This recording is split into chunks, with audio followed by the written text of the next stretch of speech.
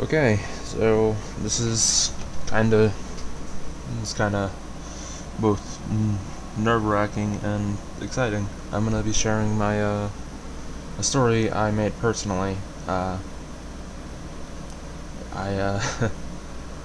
I've been sharing it with people close to me recently, but one of them suggested I look for a way to publicly share it.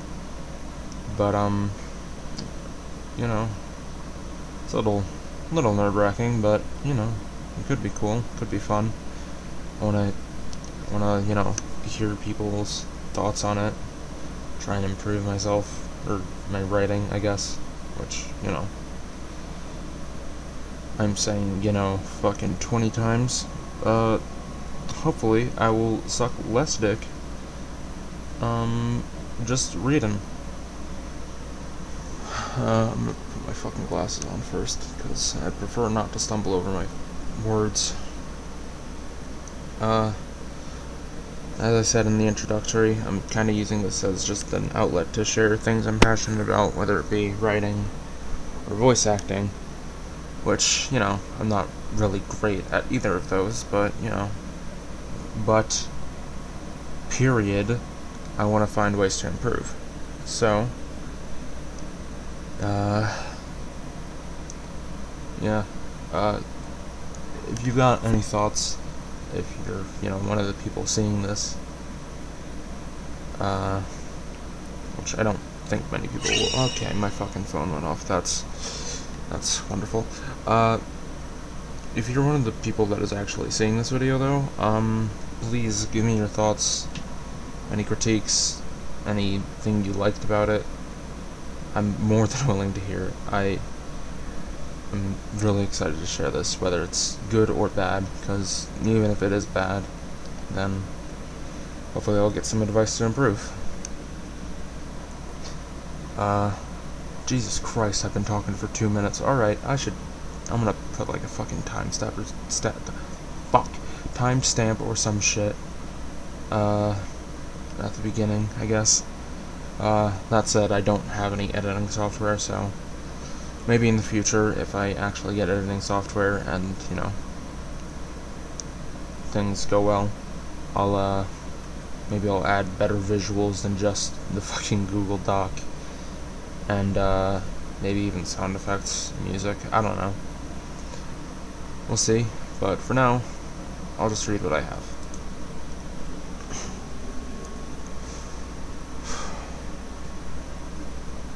My name, well, it isn't terribly important to the story. Besides, even if it was, I don't know it anymore. Instead of focusing on what I can't write about, I'll simply write what I can. If for no other reason than to keep it somewhere so I don't forget anything about myself. Anything more about myself, rather. I was born with a power that some would consider a gift. I'm not one of those people. The power has been given the name puppeteering magic. To put it simply, it's the power to bind and enslave one's soul. It requires a vessel, but besides that, it's fairly simple to do if you know how and are able to. After all, you can only use this power if you're compatible with it.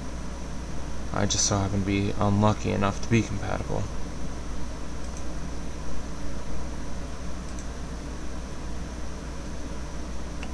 Fucking Christ. Thus making my life a living hell. I've lost my place, I'm sorry. I guess I should start from the beginning. I was born in a small mining village known as Dryan.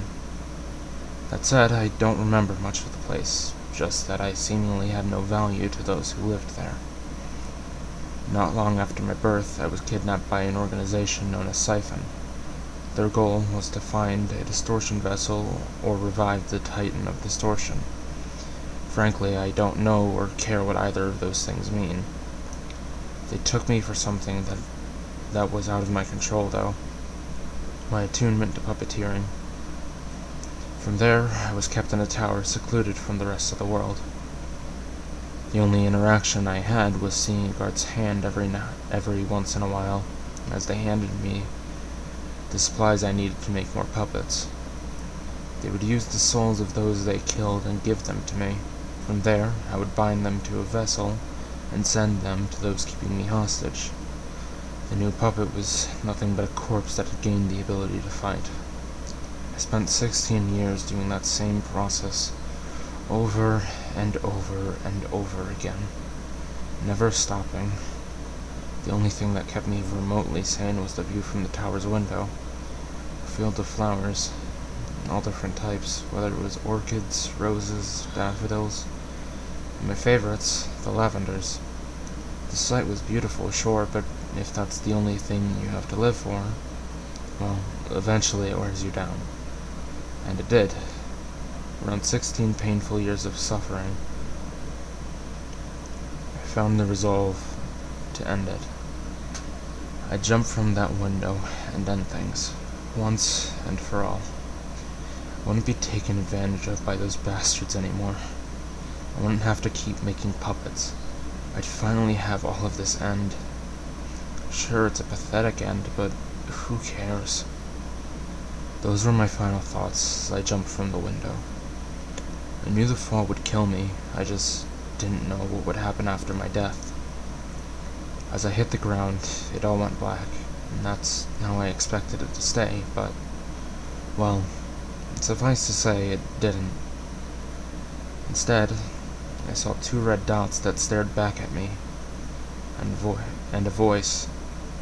It seemed way too jovial for the situation I was in, and yet it spoke all the same. So that's how your story ends. Fucking stumbled over his first line. Don't you think that's a little pathetic? The voice was taunting and had this air of superiority to it. If I'm honest, I felt a bit intimidated at first. Who are you? I replied. Actually, it doesn't matter. If you're a demon or something that dragged me to hell, I don't care. Anything is better than this place, I said, correcting my previous statement. Damn, you seem pretty down, though I can't really blame you in this whole situation you were forced into just because you were unlucky enough to be born with some power. It's pretty bullshit, huh? I sighed, but remained quiet, still unsure of this thing's intentions. No need to answer, I already know. Oh, and to answer the who I am question, I'm Phobia, a creature spawned from your feelings of hatred towards this cruel world, your feelings of fear, your sadness, and even your regret. My mouth went agape for a moment as I heard its outrageous claims, but I quickly regained my composure. And might I say, these feelings, they're quite powerful. You created me, so I want to make a little deal with you. My curiosity instantly piqued. Even if I wanted to be dead, the thought of what it could have in mind had me interested. And what is this deal? I replied to the being I now knew as Phobia. Simple. I want to bring you back to life. Of course, I know that's against the little stunt you just pulled, but what if you could get revenge on this world? Show them exactly how bad they messed up by believing they could abuse you. Make them all suffer the same way you did. My mind went racing at the offer. It's true that I've had those darker desires of wanting revenge, but even I knew getting back at the entire world was foolish. I can't. It's selfish. It's not the world's fault I've suffered this long. Besides, I'm not strong enough to do anything, really, I said, my voice somewhat shaky. Don't worry about the I'm too weak thing. I'd be giving my power to you. We already are one and the same. I just need you to accept me for it to become official. But yeah, you're right. It is foolish. Son of a bitch. I really wish I had fucking editing software, but whatever. But yeah, you're right. It is selfish. It is a bit foolish. But who cares? The world is full of selfish and foolish people. People who only care about themselves. People who abandoned you. People who deserve to suffer much more than you did. And yet you were the person who was forced to endure this torment for years and years. You certainly won't be a hero if you accept my little deal, but is it really your fault you ended up a villain? Even your parents and village abandoned you. It wasn't long after you were gone that they gave up on finding you, that they moved on. Does that sit right with you? It shouldn't. They gave up on me? I thought to myself, standing in this void, simply listening to Phobia, half my mind fighting against his words, the other readily accepting them. Quickly, one side begins to overtake the other, though. They gave up on me. That one thought rang through my head. It felt like my mind was on fire, like a rage that spent 16 years building had finally reached its peak. He was right, though. Who could blame me for ending up like this? No one cared enough to help me. Just because me helping myself ends with others getting hurt isn't my problem. And even if they did blame me, why should I care? The more reasonable side of my mind quickly began to die out, replaced with thoughts of the torment and suffering I endured, the hatred I felt. A chance to get revenge. And you'll give me the power I need to accomplish that? I asked, my voice filled with rage. Of course, Phobia responded. And what do you want in return? I asked, still somewhat wary. I just want the same as you. Revenge. After all, we're one and the same, it said, those words being the final nail in my previous self's coffin. I see. If that's the case, bring me back to life. Ignoring and forgetting about me will be the last mistake they all ever make. I say, my mind made up. You're the boss, Phobia says with clear excitement in his voice. That's all I'm gonna read for now, because that's where I stopped writing the first day. Like the first day I actually started writing the story. I felt like I was reading for longer. Well, whatever. But yeah, this is. I'm gonna try to do this. As you could probably tell by my reading, I was a bit nervous, but you know, it's fine. I'm sure eventually I'll get used to it, or maybe I won't. But whatever, it's fine.